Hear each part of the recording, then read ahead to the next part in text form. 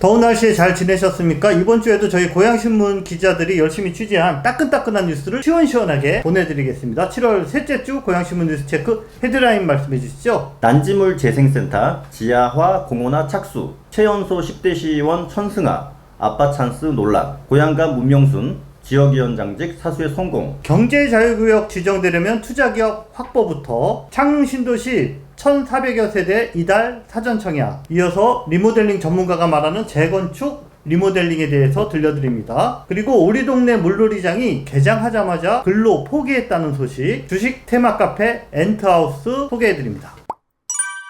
서울시가 기피시설을 서울시에 만들지 않고 경기도 밖으로 밀어넣은 게 몇 개 있죠. 표에서도 간략히 정리가 되어 있는데요. 고양시에도 대표적인 시설이 벽제동의 서울시 공동묘지와 화장장, 낙골당 이런 게 있고요. 또 하나는 바로 난지물재생센터입니다. 쉽게 말해서 여기가 하수처리장이죠. 난지물이 뭐가 문제냐면 냄새나고 불쾌하니까 지금까지 계속 좀 지하화 좀 해라 라는 요구를 했었거든요. 그런데 드디어 서울시가 현대화 작업을 하겠다고 지난주에 발표했습니다. 네, 돌이켜보니까 딱 10년 전이죠. 2012년에 당시 최성 고양시장 그리고 박원순 서울시장 이렇게 상생협약이라는 거를 맺은 적이 있었습니다. 고양시 안에 있는 서울시 소유 기피시설 좀 해법 좀 찾아보자 이렇게 했는데 정확히 10년 만에 서울시가 뭔가 이렇게 액션을 지금 취하는 거네요. 어떤 내용을 담고 있죠? 네, 기본적으로는 시설을 지하화하면서 현대화하고 그 위에 지상에는 공원을 만들겠다. 공원을 만들면서 일부 시설은 체육시설로 조성해가지고 고양 시민들이 사용하도록 하겠다. 이런 겁니다. 이번 달에 각각 키시 설계에 들어갔으니까 사업이 공식적으로 시작됐다라고 볼 수 있고요. 세부적으로 설명을 드리면은 난지물 재생센터는 하수 처리장만 있는 게 아닙니다. 그 외에도 분뇨 처리장이 있어요. 하수 슬러지 처리도 거기서 합니다. 사진을 보시면은 지도 하단이 바로 자유로예요. 난지물 센터에서도 파란색으로 표시된 부분이 있죠. 가장 크죠. 두 군데가 있는데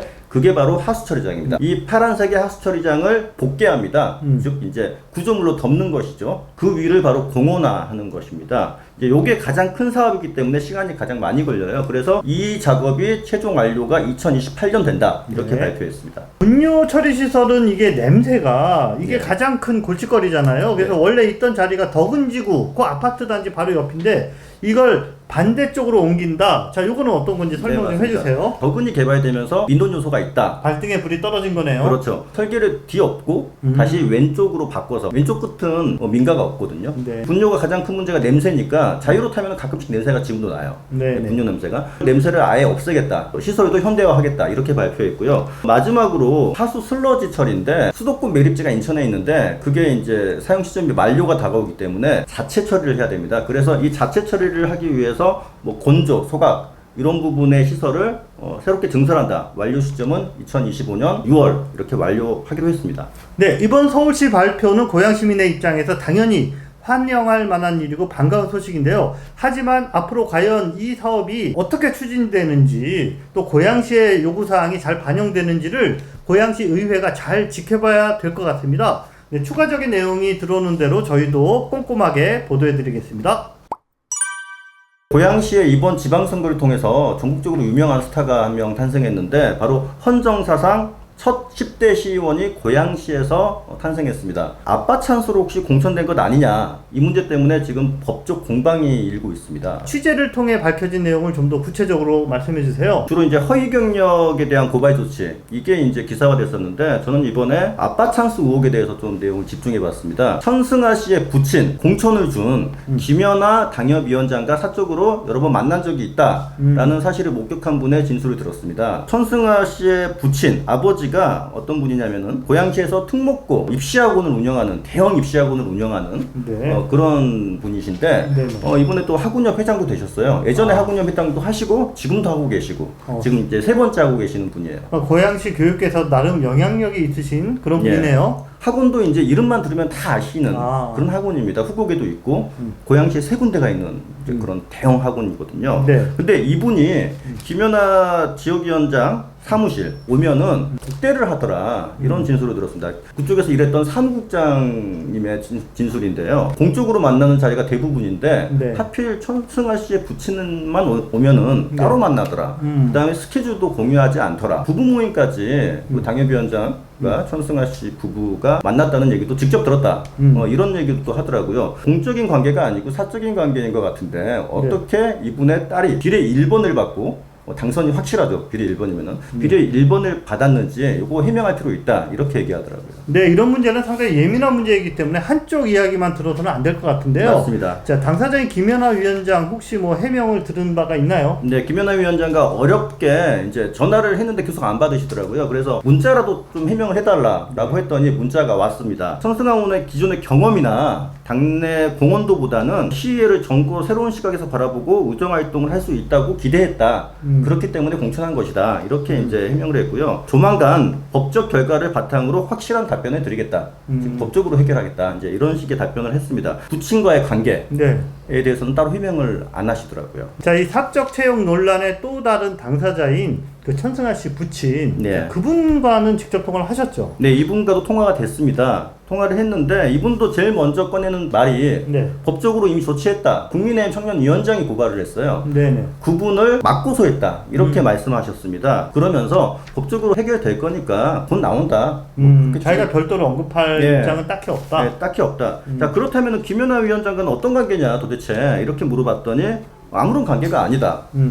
추가로 그럼 왜 자주 만났는가? 라고 물어봤더니 답변할 이유가 없다.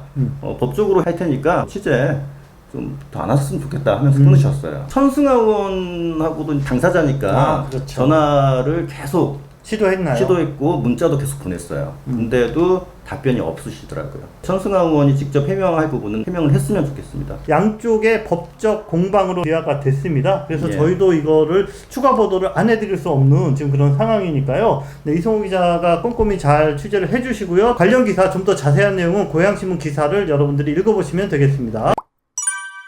더불어민주당의 지역위원장 공모가 있었는데 그 공모 결과가 나왔습니다. 네. 예, 3파전이라고 말씀드렸잖아요. 네. 현 문명순 위원장이 다시 재신임을 받았습니다. 즉 지역위원장 사수에 성공을 했죠. 네, 여기 도전자들이 신정현, 방재율 두 분 다 전 도의원이었는데요. 문명순 위원장 뭐 어떤 소감을 밝힌 바가 있나요? 예, 길게 이제 전화 통화를 했었는데 고양갑의 특징을 이제 설명하셨어요. 심상정 지금 국회의원이 고양갑을 하고 있었는데 이 고양갑이라는 데가 사실 민주당한테는 좀 어려운 지역이었다. 예를 그렇죠. 들어서 이제 후보 단일화에 대한 트라우마, 야권 연대 이런 거를 계속 이제 압박을 받다 보니까 항상 어려웠었는데 민주당 입장에서는 약간 희생양이 된 그런 지역이다. 그렇죠. 우리는 트라우마가 있는 지역이고 상실감이 컸던 지역인데 이번에 내가 위원장이 되고 뭐 다음 총선을 얘기하시는 것 같은데 이 상실감을 극복하겠다. 민주당이 이제 승리해야 될 때가 됐다라는 말씀을 하셨습니다. 네, 물론 뭐 지금 문명순 후보가 나중에 뭐 총선 최종 후보가 될 거라고 장담은 못하지만 그래도 다음 총선에서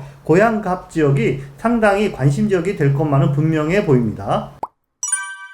네, 이동환 고양시장의 핵심 공약하면은 떠오르는 단어가 있죠. 네. 예, 경제자유구역입니다. 경제자유구역 추진단을 꾸리겠다라는 것도 이동환 시장의 1호 결제였는데요. 마침 지난주에 고양시정연구원도 5주년 기념 세미나를 열었는데 주제가 바로 경제자유구역이었습니다. 네, 맞습니다. 그래서 세미나가 언론에서도 상당히 주목을 받았거든요. 그렇죠. KBS 9시 뉴스에서도 경인지역 메인 뉴스로 이 이야기가 이렇게 다뤄질 정도로 네, 하지만 저희는 그동안 이제 경제자유구역 지정에 대해서 좀 더 신중하고 어떤 점을 짚어야 되는지 이런 시선으로 좀 이야기를 계속 저희가 뉴스를 전해드렸잖아요. 예. 그래서 이번 세미나에서도 저희가 그동안 몰랐던 새로운 사실들이 몇 가지 좀 눈에 띄어서 예. 네, 좀 짚어보도록 하겠습니다. 기사를 읽어보니까 거기 이제 박사님들, 전문가들이 말하는 우려점 중에 하나가 경제자유구역을 총량 관리제로 운영한다. 이게 도입됐다.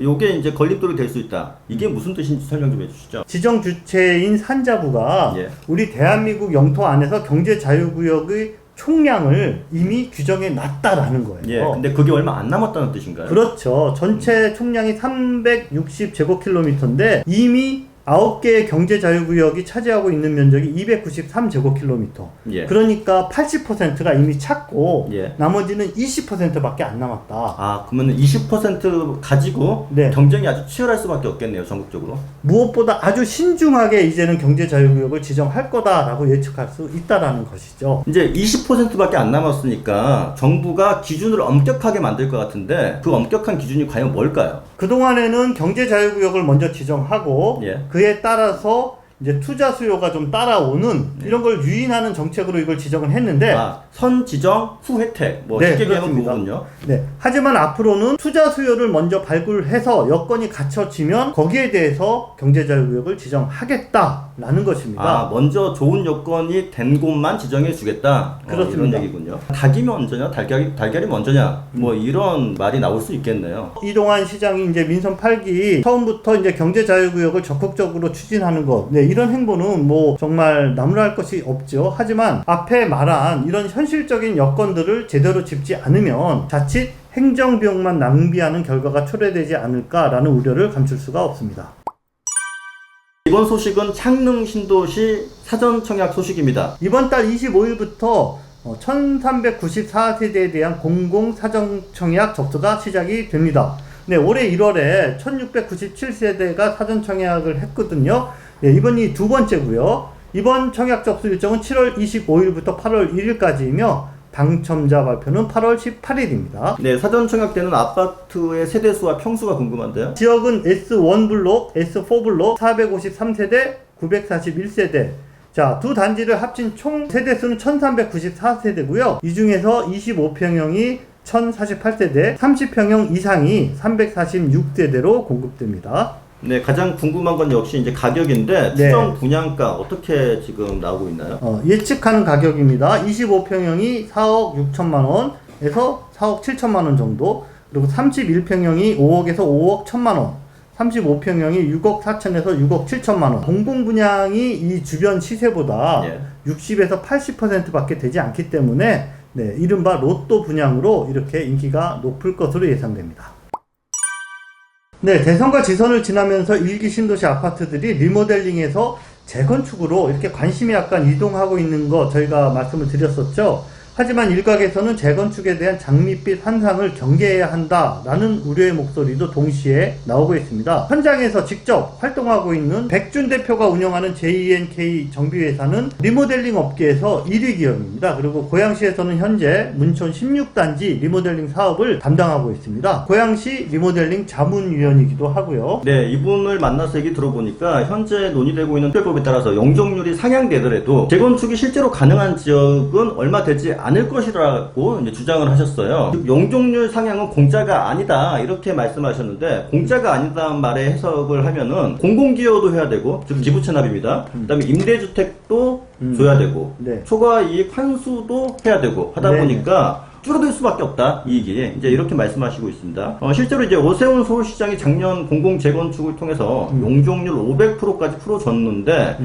수지 타산이 나오지 않는다는 이유로 강남권 단지에서는 한 군데도 신청을 안 했다고 합니다. 일기 신도시 특별법 또한 서울시 공공 재건축 모델과 유사한 만큼 비슷한 결과가 나오지 않겠느냐, 이렇게 말씀하시더라고요. 용적률이 낮고 30년 이상 된 단지, 자, 구체적으로 이야기하자면은 고양시의 정발마을, 강촌마을, 백송마을의 그 저층 빌라 단지 있거든요. 자, 요런 곳은 재건축 성공 가능성이 분명히 있다. 그런데 이 지역들은 어차피 특별법과 상관없이 추진이 이미 가능했던 곳이다라는 게 이 백 대표의 설명입니다. 사업 추진을 준비하는 주민들이 단지 컨디션을 잘 판단하고 리모델링이냐 재건축이냐를 좀 더 이성적이고 신중하게 선택해야 한다는 것입니다. 자, 재건축은 사업성 문제뿐만이 아니라 기본계획도 세워지지 않아서 계획 세우고 용역하고 그 다음에 정비구역 이렇게 정하고 꽤 많은 시간이 걸릴 것이다 라는 게 백 대표의 이야기입니다. 자, 국가정책이라고 무조건 따를 것이 아니라 고양시가 이제 리모델링과 마찬가지로 시범사업단지를 선정해서 정책적 오류를 수정하면서 성공 사례를 만들어야 된다. 네. 이런 식으로 말씀하셨고요. 현재 재건축 바람이 편승해서 모든 단지들이 재건축으로 갈 경우에는 개별 성공 가능성이 희박할 뿐만 아니라 도시계획상으로도 많은 문제가 예상이 된다라고 이제 말씀하셨습니다.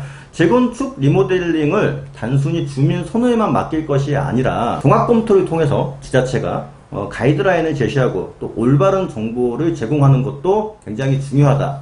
이렇게 말씀하셨습니다. 자, 요즘 날씨 너무 덥습니다. 워터파크가 그리운 날씨인데, 그런데 이제 유 기자님이 우리 동네 물놀이장이 워터파크 안 부럽다라는 기사를 쓰셨어요. 어디를 말하는 거죠? 우리 동네 물놀이장. 네, 아파트 단지와 인접해 있는 근린공원 물놀이장, 고양시에 3군데가 있습니다. 아, 공공 물놀이장이군요? 그럼요, 공짜. 공짜. 시에서 운영하는. 자, 만들어진 순서대로 소개를 해드리면 중산체육공원에 하나 있고요. 또 식사중앙공원 물놀이장, 그리고 올해 처음 문을 연 향동공원 물놀이장, 이렇게 3군데입니다. 자, 이달 초에 일제히 개장을 했는데요. 3군데 모두 시설도 깔끔하고 인근 주민들의 접근성도 좋아서 많은 주민들이 정말 워터파크 부럽지 않게 재미있게 이용하는 모습을 제가 지난 주말에 확인을 했는데, 아쉽게도 사진을 못 찍었습니다. 네. 개장하자마자 휴장을 했다. 네. 이건 또 뭐예요? 그러니까요. 제가 아이들 신나게 물놀이 하는 모습 찍고 싶어서 지난주 신문 만들기 전에 향동을 일부러 갔거든요. 거기가 모양도 이쁘길래. 그랬는데 뜻밖의 이렇게 여러분 보시는 요런 현수막을 제가 만났습니다. 자, 내용 보이시죠? 안전요원이 근로 포기를 해서 당분간 물놀이장을 열지 못한다. 그래서 이전 사진과 비교해보면 바닥에 물도 쪽 빠져있고 이런 모습을 제가 만나서 정말 깜짝 놀랐습니다.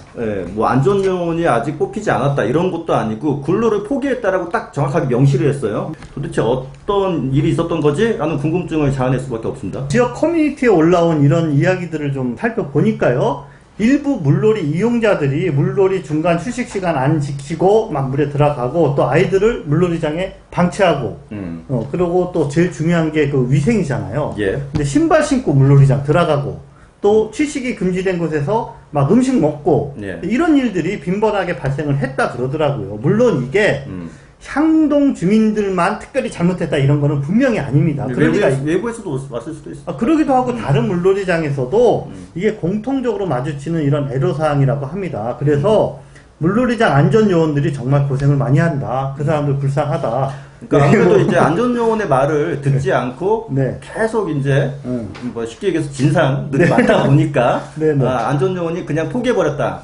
그렇게 해석할 수도 있겠네요. 네, 그래서 근로 포기 이거 이해가 간다. 뭐 이런 반응들이 좀 있었고요. 물론 아무리 일이 힘들어도 인내심 가지고 이용자들 위해서 좀 책임있게 일했어야 되지 않냐, 이런 의견을 내시는 분들도 있었는데, 일부 이용자들의 공공의식 결핍에 아쉬움을 표하는 의견들이 대다수였습니다. 공공 서비스 중에 하나인데 이제 일부 몰지각한 이용자들에 인해서 중단이 된 거, 이거 좀 우리 모두의 손해가 아닐까 싶습니다. 네, 관련 부서에 문의를 해보니까요, 이 향동의 경우 지금 급하게 새로운 안전요원을 뽑아서 가능하면 이번 주 안에 빨리 개장을 할 예정이라고 하니까요, 여러분 그 정보를 좀 한번 알아보시고 가시면 좋겠고요. 모두가 질서를 잘 지켜서 앞으로 중단 사태 없이 여름 내내 즐거운 물놀이 즐겼으면 좋겠습니다.